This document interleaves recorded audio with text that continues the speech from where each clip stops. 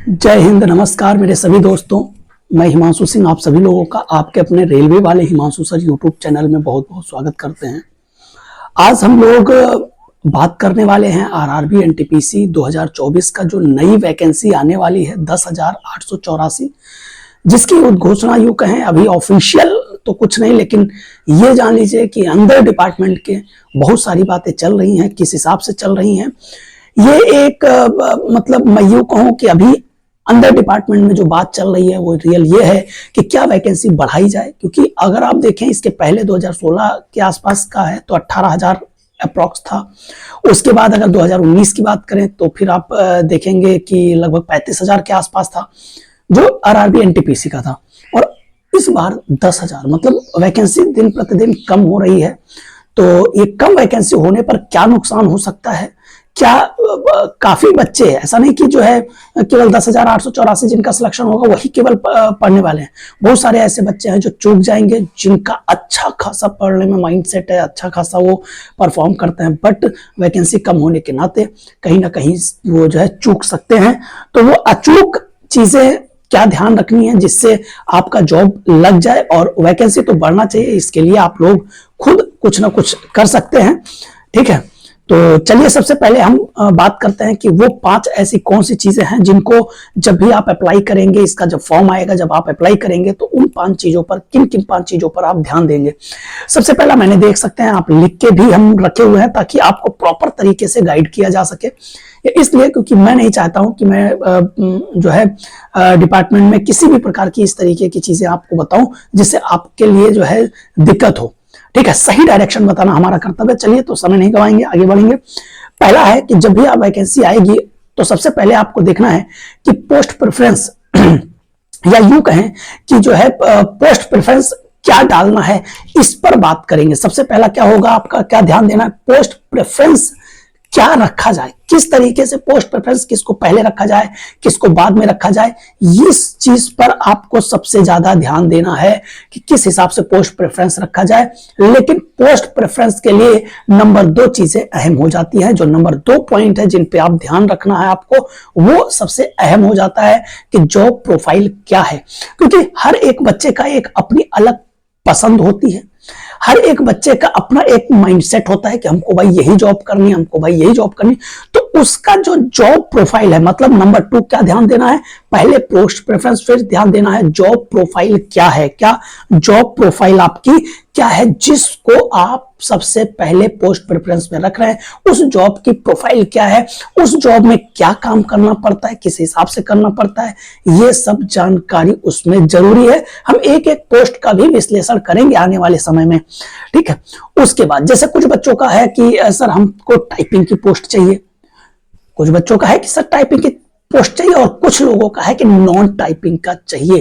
तो अगर जिन बच्चों का टाइपिंग का पोस्ट है कि हमको टाइपिंग वाला पोस्ट चाहिए, उनको क्या करना है, नंबर 3 चीजों पर ध्यान देना है कि कौन कौन सी ऐसी पोस्ट प्रेफरेंस आप डाल रहे हो जिसमें टाइपिंग है, उनको पहले डालना है। उनका जॉब प्रोफाइल क्या है उस हिसाब से रखना है, उनका लेवल क्या है उस हिसाब से आपको पोस्ट प्रेफरेंस रखना है। लेकिन इन सब में एक चीज और ध्यान देना, जिन बच्चों को यह लगता है कि नहीं हम नॉन टाइपिंग वाली पोस्ट पे ही हम भरेंगे, तो मैं फिर से एक बार बता दे रहा हूं कि आप नॉन टाइपिंग वाला रखिए, फर्स्ट प्रेफरेंस आप रखिए, ठीक है, लेकिन टाइपिंग भी आप भी सीखते रहिए। क्योंकि क्या होता है कि नॉन टाइपिंग वाले पोस्ट का जो मेरिट है वो थोड़ा सा हाई जाता है, लेकिन जो टाइपिंग वाली पोस्ट होती है उसका जो जाता है मेरिट, जो कट ऑफ जाती है वो थोड़ा सा कम जाता है। तो ऐसा ना हो कि जैसे मान लो आपका 80 नंबर है और पता चला कि नॉन टाइपिंग का जो है चला गया 81 और टाइपिंग वालों का चला गया 78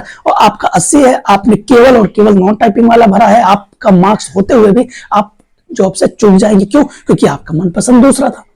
तो मैं फिर कहूंगा नॉन टाइपिंग वालों के लिए एक विशेष ये है एडवाइस मेरी तरफ से, बाकी मानना है ना मानना आपकी मर्जी है, कि भाई मेरे आप नॉन टाइपिंग की पोस्ट को पहले रख देना जॉब प्रोफाइल को देखते हुए, लेकिन टाइपिंग वाले पोस्ट को भी रखना और टाइपिंग सीखना आज से ही स्टार्ट कर देना।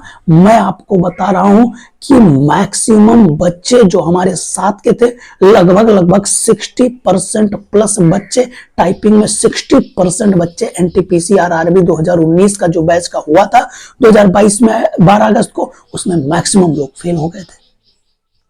तो टाइपिंग जैसे ही एप्लीकेशन आप भरिएगा उसके बाद से आप शुरू कर दीजिए, रोज आधे घंटे, शुरुआत में कम करिए, आधे घंटे 1 घंटे, ताकि जब आपका एग्जाम आए तो एग्जाम के बाद जब आपका टाइपिंग का पूछा जाए तो आप ये मत बोलो अरे यार हमको 1 महीने समय मिला होता तो हम टाइपिंग में तीर मार देते। ये नहीं होना चाहिए।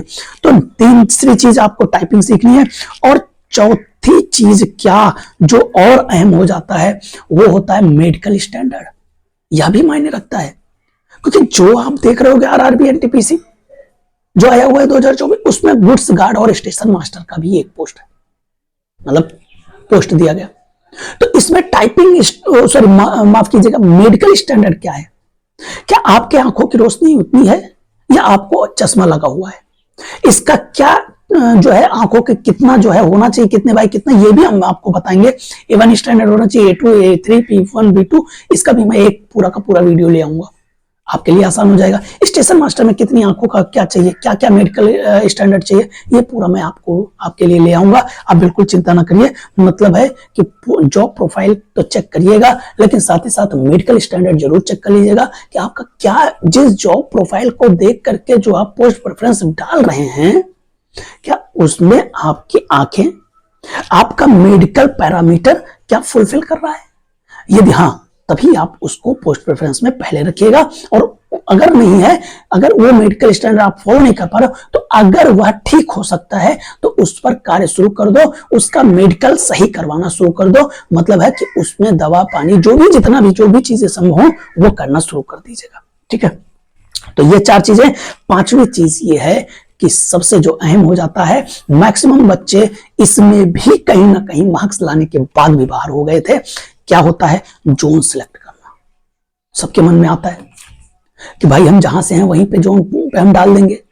ठीक है, डालेंगे, कोई दिक्कत नहीं, डाल सकते हैं। और ये सत्य है, क्योंकि जॉब के पहले जब तक जॉब नहीं मिली होती तब तक ही आदमी ये कहता है कि भाई जहां जॉब मिलेगी हम कर लेंगे, बस जॉब होनी चाहिए। बट जॉब मिलने के बाद सबसे पहला उसके दिमाग में आता है यार घर पे कैसे चले।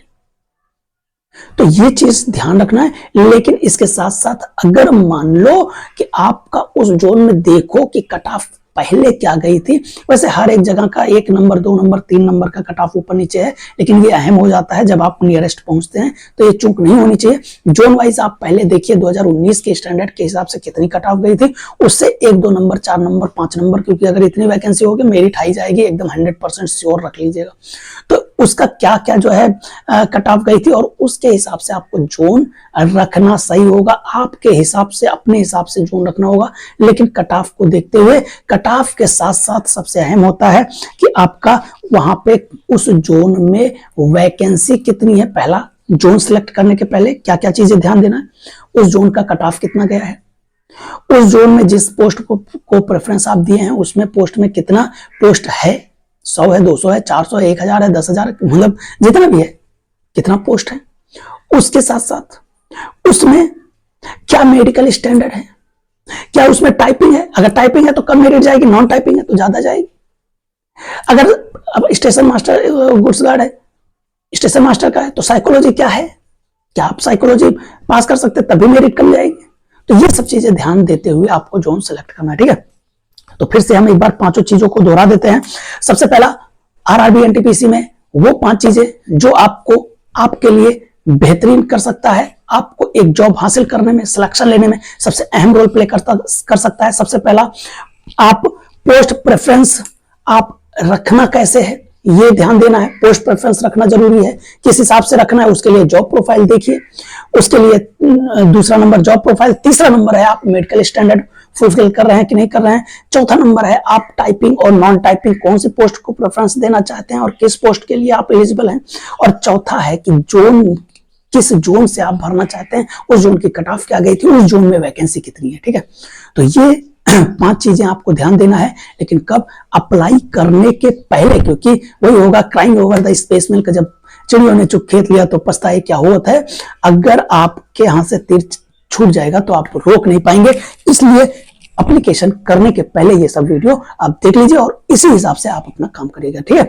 चलिए फिर, thank you for watching this session, enjoy करिए, मस्त रहिए, और आशा है कि आप हमारे ये जेन्युइन जो आरआरबी एनटीपीसी का जेन्युइन चैनल है, इसको आप ज्वाइन कर सकते हैं। इसमें आपको रेलवे से संबंधित सभी जानकारी मिलेगी, और इसके अलावा हर एक एग्जाम जो आपका है जिसमें आप इंटरेस्ट रखते हैं, मैक्सिमम चीजें हम बताने का कोशिश करेंगे, क्योंकि हमारा एक ही उद्देश्य है आपका सिलेक्शन कराना, ठीक है। Thank you for watching this session, bye bye, take care, जय हिंद।